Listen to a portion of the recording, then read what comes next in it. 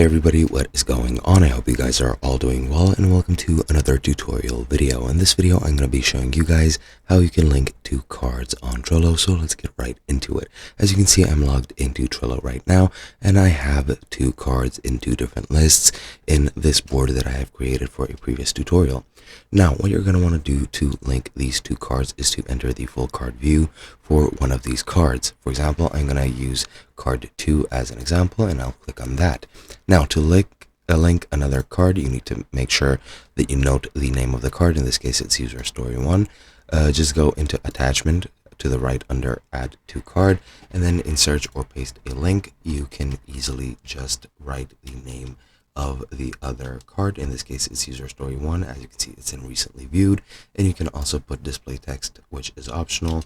I'll put I don't know, display, just to demonstrate it. Then click that, and that should have changed it. I don't know why it didn't change the display, but it is what it is. And yeah, as you can see, that card is now linked within this card, and I can very easily do the same back here. I'll go to card 2, save it like so, and now I can go between these two cards with just a push of a button. And that's basically it. Hope you guys enjoyed, and I'll be seeing you guys in another video.